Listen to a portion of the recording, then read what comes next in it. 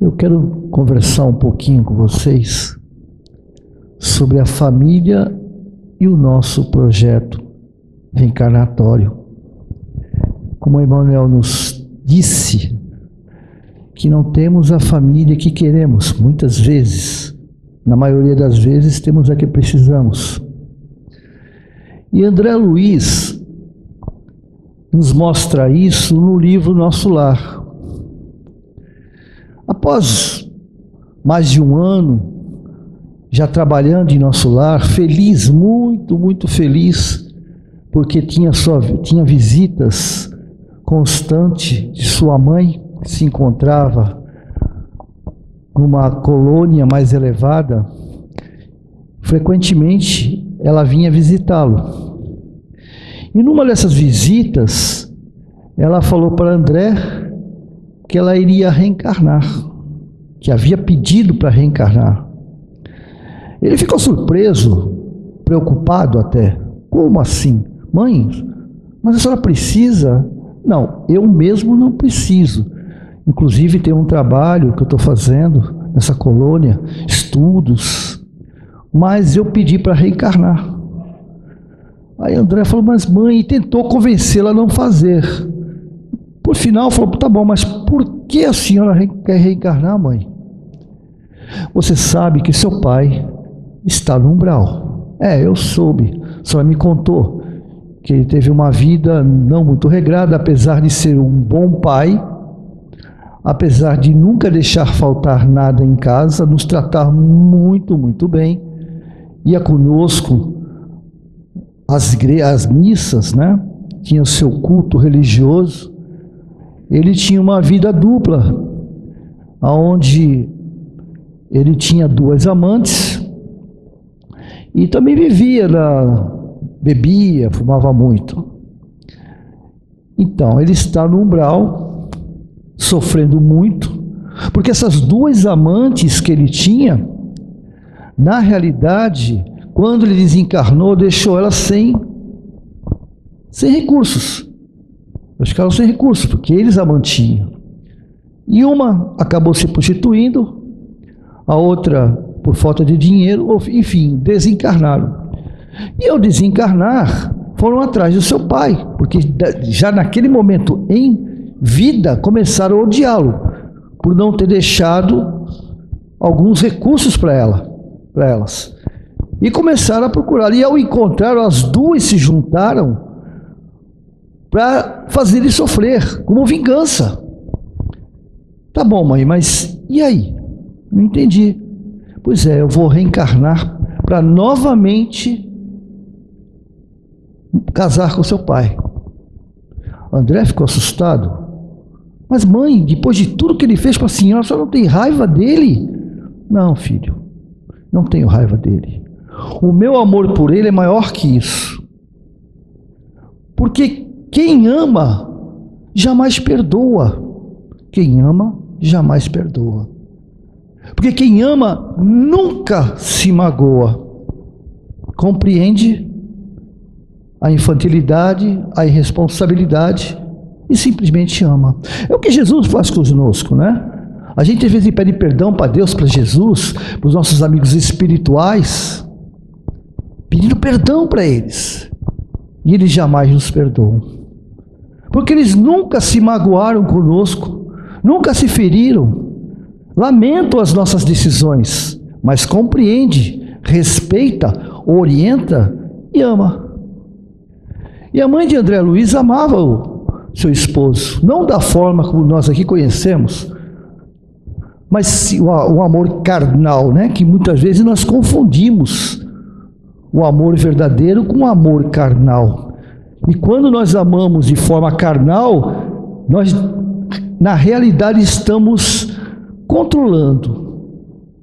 Nós estamos de alguma maneira possuindo a pessoa, nos apegando. Mas ela o amava diferente, amava verdadeiramente. Ele se conformou, tá bom, mãe, fazer o quê? A senhora quer, né, casar de novo com meu pai, eu respeito a senhora. Mas tem um pequeno porém, que aí deixou André completamente aturdido. Mas não é só isso não, meu filho. Eu vou reencarnar com seu pai. E nós, eu e seu pai, teremos 2 filhas. 2 filhas. É mesmo, mãe? Nossa, quem será? A nossa irmã que já tinha partido, né? Mas uma irmã sua? Não. São justamente as 2 amantes do seu pai. Bom, aí você já pode imaginar, né? Imagina uma família constituída nessa situação. Evidente que na espiritualidade, sem o corpo físico, sem as mazelas dos sentimentos, corrompidos, deturpados, a gente tem uma visão melhor da coisa, né? Mas quando estamos no mundo material, no mundo físico, onde prevalece as paixões, as cognições, os sentimentos de baixa estima, de orgulho, de vaidade, de arrogância, de prepotência, do querer ter muito mais do que ser. Imagina essa família. O que vai acontecer? Vamos aqui imaginar. Nós temos um marido que traiu a esposa. Na plenitude da espiritualidade, com certeza ela entendeu tudo isso. Mas, quando estamos no corpo físico, existe aquela reminiscência da desconfiança, não é assim? Será que ele não vai fazer de novo? Aqueles sentimentos que a gente às vezes sente, sem compreender de onde vem. Não estou entendendo. Aí é um negócio, eu não sei, tem alguma coisa com ela ali que eu não sei o que é. Alguma coisa, ela é até boa pessoa, me trata bem, mas existe algo. Ou afetividade forte, ou um ranço. Então ela vivenciou com o marido. A história termina aí, depois não se tem, eu não vi em alguns escritos. Mas eu estou imaginando aqui que tinha aquele sentimento, né, de desconfiança entre ela e o marido. E o marido para com ela um sentimento de culpa muito forte. Que no fundo ele sabe que errou e que ela não merecia isso. E as 2 meninas, hein? Como é que será essas 2 meninas? Um ciúmes mortal do pai, porque as 2 eram amantes, não se conheciam, ficaram conhecendo depois. E o mesmo momento que tem ciúmes, tem raiva. E um ciúmes entre elas, brigando pela emoção do pai. E outra coisa, a mãe, que é uma adversária, que é uma rival. Mas eu não lembro de nada disso. Ela não lembra de nada disso. O pai não lembra de nada disso. As filhas também não, porque Deus é amor. E faz com que esse esquecimento que todos nós temos quando reencarnamos, como uma dádiva. Porque imagina eu saber de tudo isso ao lado dessas pessoas. Eu jamais cumpriria o compromisso assumido. Jamais. Se eu lembrasse. Eu estou falando isso porque é o que acontece conosco. Evidente que, com certeza, não é no grau da mãe de André Luiz e do pai, mas é o que acontece conosco na maioria das vezes. Porque Emmanuel nos fala o seguinte, que se queres ter alguém ao teu lado por toda uma vida e várias reencarnações, basta odiá-lo. Porque quando a gente odeia, tem ranço, ou tem algum sentimento nocivo e degenerativo, esse espírito, esse companheiro de jornada, vai precisar estar comigo, não por uma, mas por várias encarnações, até desassociar esse sentimento insalubre, que não permite que o amor, que é o nosso grande legado, que é a nossa essência, porque nós somos, podemos não estar, mas nós somos sim, seres maravilhosos, solidários, fraternos, amorosos. somos. Porque somos a imagem e semelhança de Deus. Se somos a imagem e semelhança de Deus, e sabemos que não é pela corporificação, mas sim pela essência espiritual, é o que somos. Mas não estamos. Justamente porque todos esses sentimentos, que são escombros emocionais, que recaem sobre cada um de nós, fazendo com que esta luz que Jesus nos disse que temos, fica encoberta. E a gente não consegue deixar ela, muitas vezes, espargir, compreender, respeitar e amar aos nossos semelhantes e principalmente a nós mesmos. Porque Jesus nos falou: ama teu semelhante, ama sim teu semelhante, porém como a ti mesmo. Como é que eu posso amar alguém se eu não sei o que é o amor?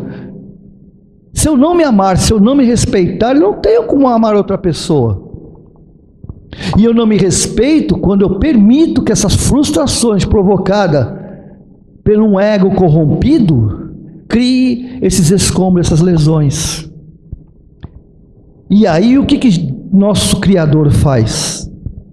Nos coloca em grupos, para que ambos ensinem um ao outro como nos tornarmos pessoas melhores. Há uma frase que diz que todos nós, neste planeta, somos anjos de uma asa só. E a única maneira de nós alçarmos voo é nos abraçando com aquele que tem a asa diferente da nossa. Por mais difícil que sejam essas diferenças, esses conflitos, nós temos que nos abraçar se queremos alçar esse voo.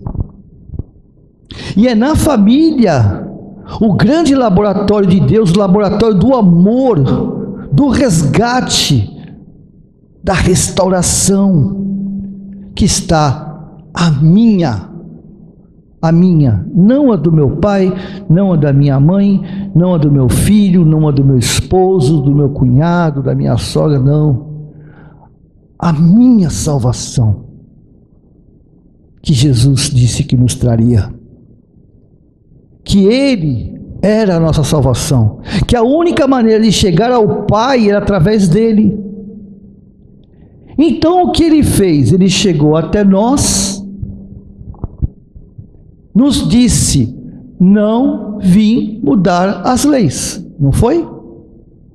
E como Ele não veio mudar as leis, Ele não se corporificou de repente de uma luz poderosa e apareceu um homem de 30 anos para poder cumprir a sua tarefa. Ele não veio mudar as leis.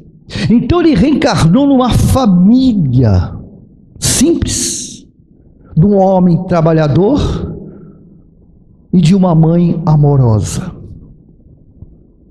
se preparando e mostrando para todos nós que nós podemos fazer tudo aquilo que Ele fez e muito mais. Não foi que Ele disse: vós sois deuses, podes fazer o que eu faço e muito mais. Então Ele reencarnou na família, e nessa família houve um compromisso mútuo de amor. O pai trabalhando para mantê-lo, ensinando sua profissão, para que ele possa, na sua pré-adolescência, na sua adolescência e na sua maturidade, se manter. Porque sim, Jesus trabalhava. É evidente que a gente vê nos filmes, mas são momentos de Jesus, mas Ele trabalhava. E hoje existe um seriado, shows, não sei se vocês já viram, acho que, se eu não me engano, eu não sei se é na Netflix ou no HBO, eu não lembro agora, que é um Jesus não mudando o lado filosófico, mas um Jesus mais humano, se é que se possa dizer assim, onde há muitos ensinamentos. Então Jesus veio e falou: podes fazer o que eu faço e muito mais. E ele nos mostrou como podemos fazer. A família respeitou a sua mãe, seu pai, seus irmãos, né? Então, nesse processo familiar, ele levou às pessoas esse legado. E no momento em que ele está já no seu trabalho, né, de divulgação do seu evangelho, ele veio e disse para Mateus que ele veio nos revolucionar, sem mudar as leis. O que ele quis dizer com isso? Que ele veio modificar o tempo na época. O que ele fez, ele revolucionou. Jesus é um revolucionário. Mas ele disse também para Mateus: eu não vim trazer a revolta. Eu vim revolucionar os tempos que nós estamos vivendo hoje. Vaidade, orgulho, arrogância, prepotência, sentimento indiscriminado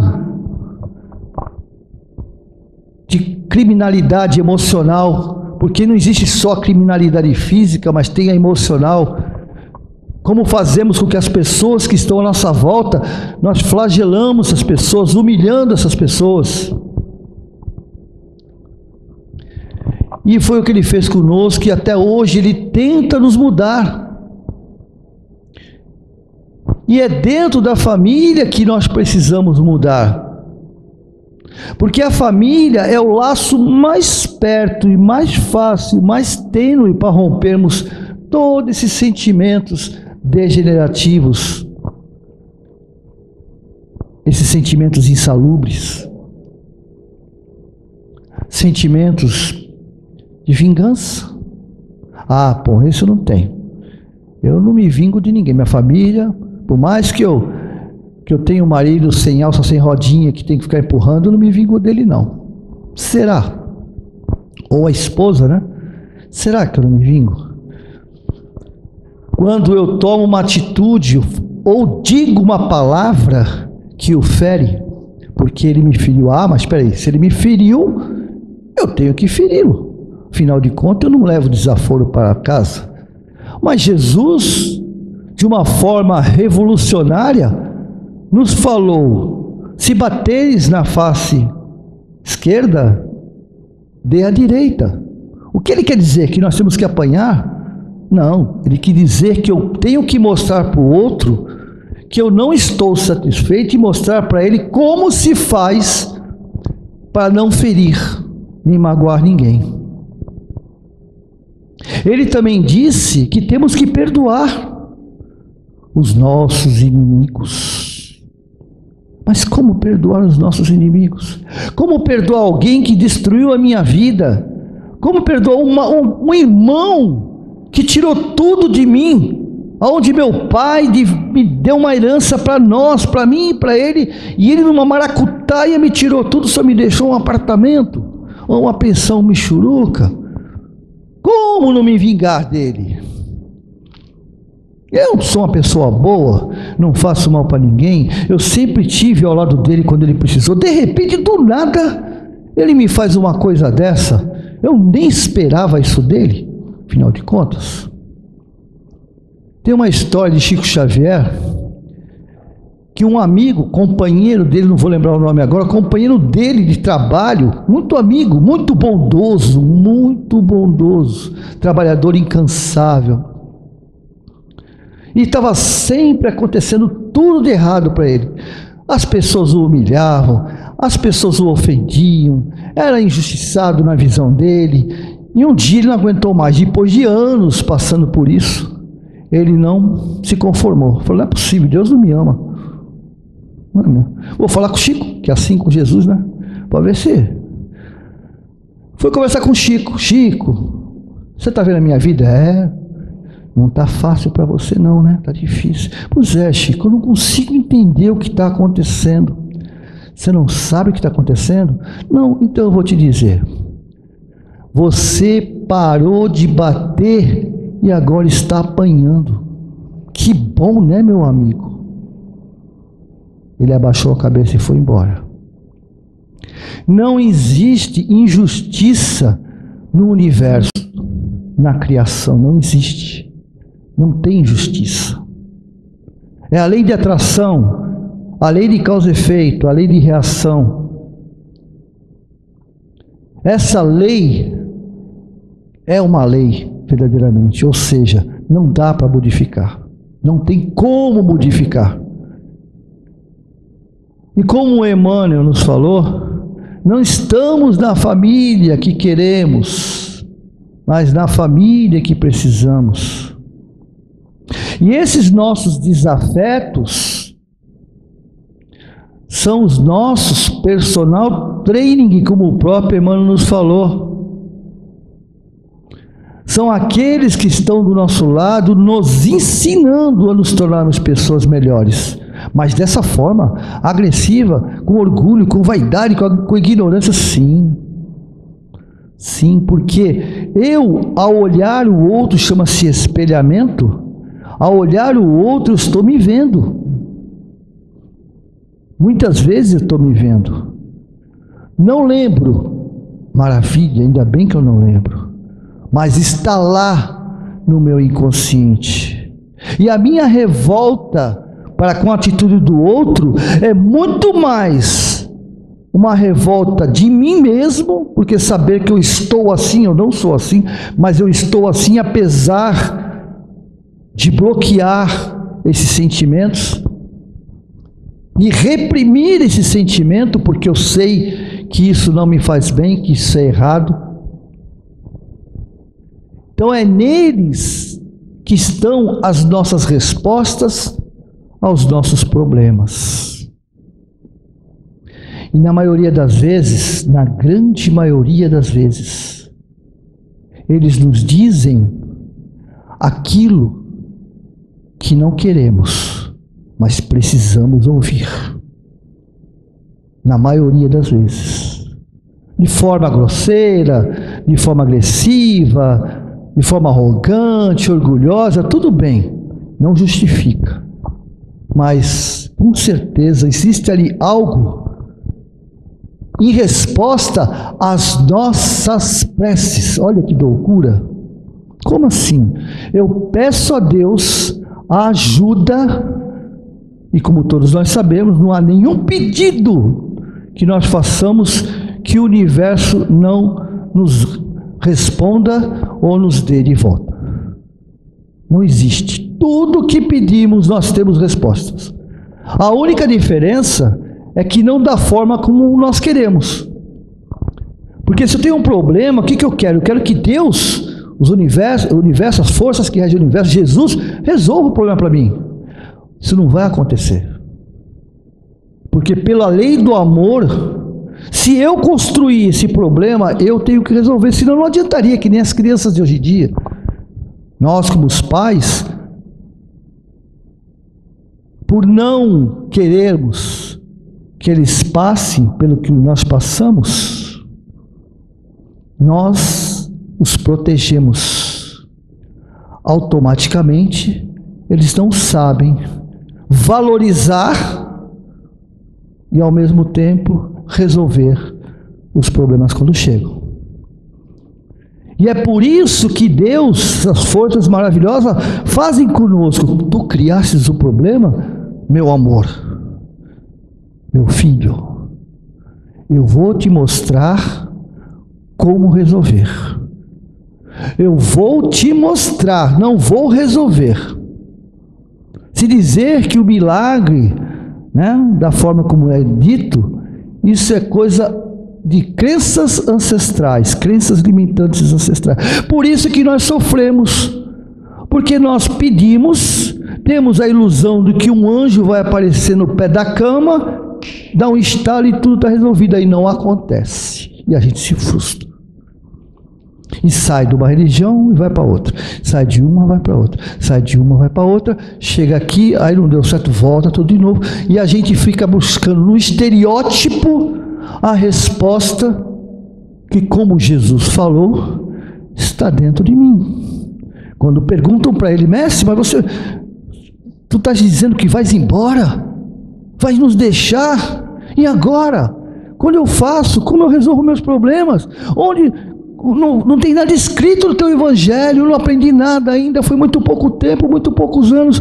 O que eu faço? E ele fala: o meu evangelho, que é o do Pai, está dentro de cada um de vocês, que é o que está conosco. Não religiosamente falando, mas espiritualmente falando. Porque em cada partícula átmica que tem em nosso corpo está presente o Criador. E com a resposta de todo o universo. Só que não é necessário para nós, né?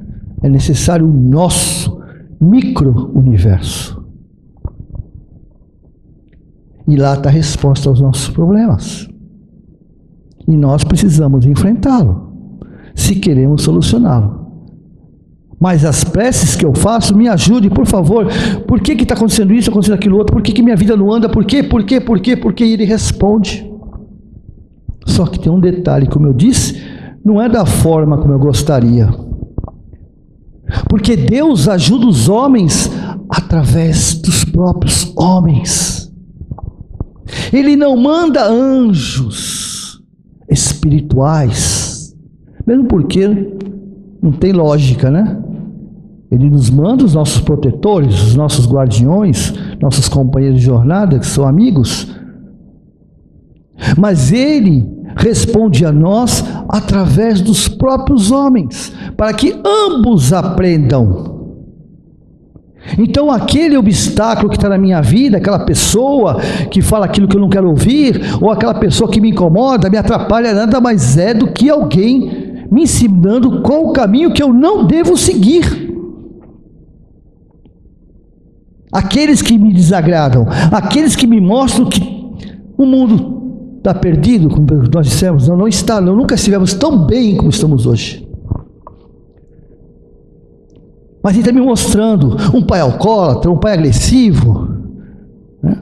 Eu sou assim porque meu pai me batia na minha mãe, ele bebia, me deixou na miséria, meu pai foi embora, me deixou com a minha mãe trabalhou que nem uma condenada para me manter, meus irmãos. Ele está nos ensinando sim, de como não fazer, mas por não lembrarmos das nossas mazelas espirituais, por não lembrarmos do compromisso reencarnatório, eu transfiro esse problema para ele e justifico o meu comportamento. E nessa justificativa, eu adio a minha evolução. Ou então, pelo menos, a eliminação desse problema que eu arrasto. Família é uma bênção. Família é um grande laboratório de amor de Deus. É fácil? Não. Sabe por quê? Porque nós também não somos fáceis. As dificuldades é bilateral. Porque nós justificamos os nossos erros, com certeza, mas não respeitamos e não toleramos o erro do outro. Que Deus, nosso Pai, que Jesus, nosso Mestre, que esta falange de trabalhadores que estão com cada um de nós aqui, amigos, companheiros de jornadas, protetores, guardiões, até familiares, alguns, possam fazer com que essa energia que está pairando aqui conosco nesse momento, possam chegar aos seus lares, aos nossos lares, envolver os nossos entes queridos, mesmo que eles não percebam, recebendo esta luz chamada Jesus. E até mesmo os nossos companheirinhos de jornada, nossos animais, nossas plantinhas, possam receber também essa bênção maravilhosa. Muito obrigado, que Deus os abençoe.